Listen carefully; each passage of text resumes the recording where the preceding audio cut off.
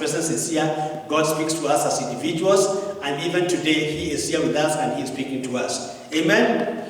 For to us a child is born, for to us a child is given. You know, I like that song, because those two statements kind of don't sound right.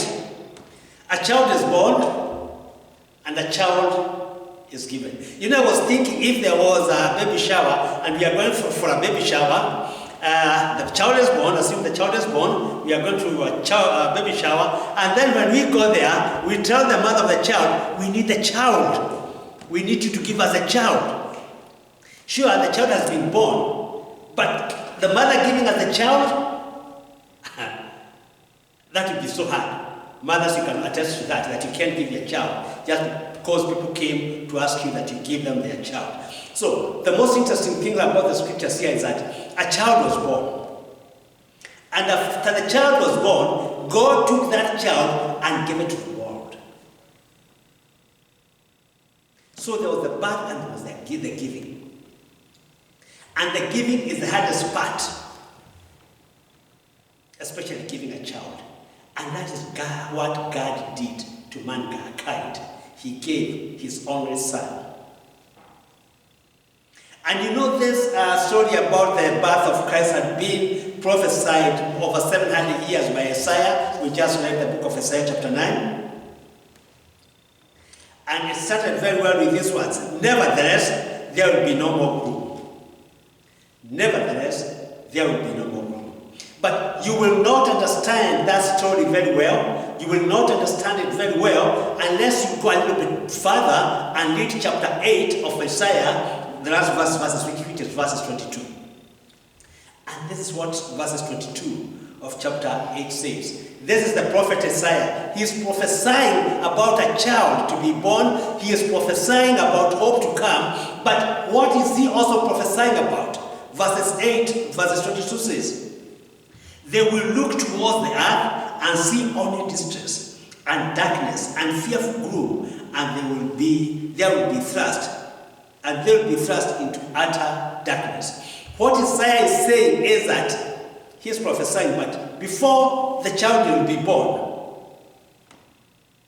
the Israelites in the promised land, they will look towards the earth, and this is the promised land, and they will only see distress and darkness.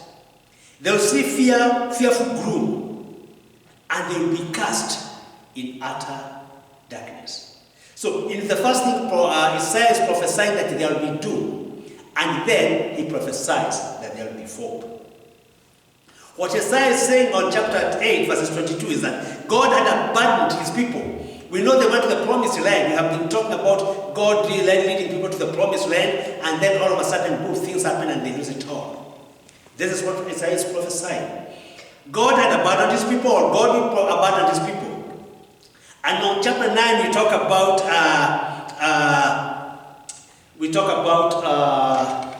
Naphtali, Zebuloun and Naphtali, those two places. What Isaiah was trying to say is that was one of the most volatile areas. It was situated in the northern part. And when the Assyrians were to come and attack, or when they were coming to attack the Israelites, that was the area that they first started.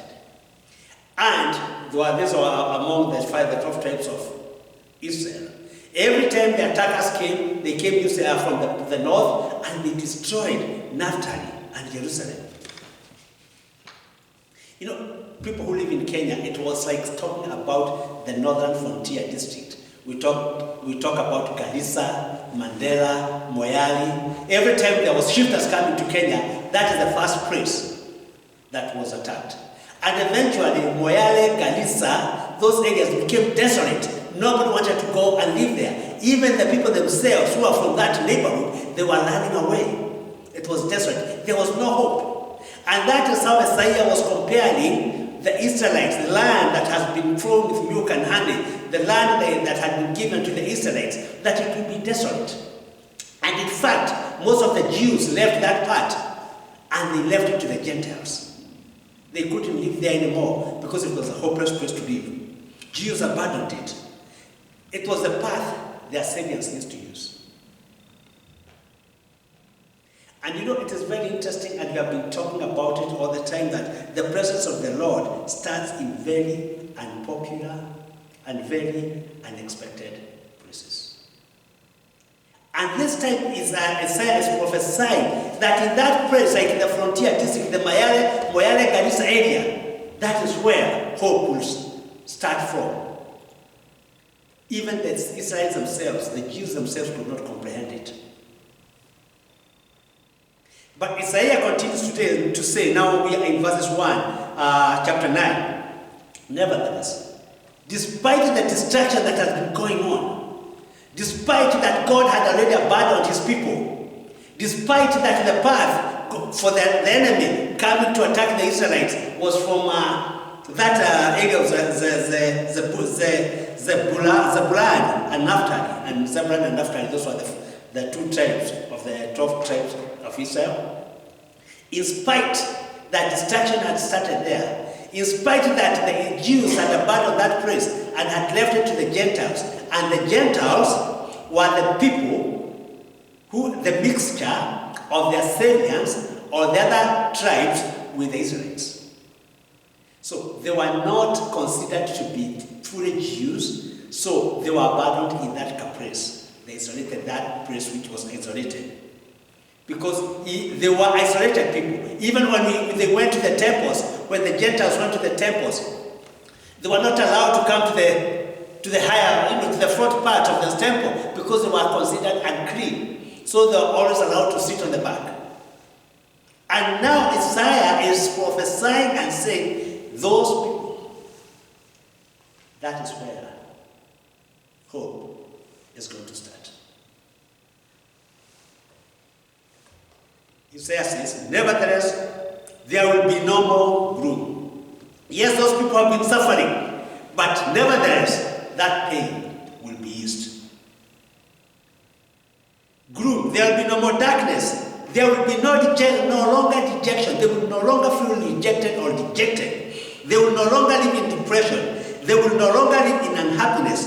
They will no longer live in misery. They will no longer live in sorrow.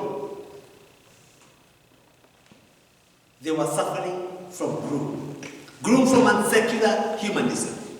Gloom from the Greek philosophers. You know, when the philosophers came in, the Greek philosophers, they were philosophizing everything, and they were philosophizing even religion, showing that religion was not material. And most of the Jews had bought into it. They had bought into worshiping other gods. So they were in doom. And Isaiah is saying, nevertheless, in spite of all those, you know, there was more gloom from Jewish traditions and self-righteousness. You know, Jews believed that it is only work that would make people see God. They were in doom. Gloom from stress and hopelessness. Gloom from the oppression of the Romans. And Isaiah is saying there will be no more gloom. Nevertheless, people who are living in distress will no longer live in that situation. But you know, it is very interesting what he's saying. There will be no more gloom for those who are in distress. These people who are living in the northern frontier district, those people, the Gentiles and the Jews who are living in that remote place, they had given up hope, and they lived as if that is the way they will live forever and ever. You know, there is a way you can live and you think there is nothing that is going to change forever. If you go to Garissa, Moyale, and those sides, and the Turkana area, those people live that way, and they think they will live like that forever. They don't think that there is more hope. They were used to that life. The Jews were used to that kind of life. A life of oppression, a life of depression, a life of giving up. Yes, they were in the promised land, but they had given up. And now they were like, this is our life, this is how we are going to live. They had been contented. And sometimes we as a people, we get contented to a life that is giving us misery, to a life that is discomfort, uncomfortable, to a life that is not light. And we are like, you know what, this is how it is supposed to be, we are going to live like that. In the past, he harbored the land of Zerubbabel, that is what Isaiah is saying. But God is saying he will honor the Galilee of the Gentiles by the way of the sea. He is going to bless them. God is not going to allow the oppression to continue. In the future, he says, he will honor them.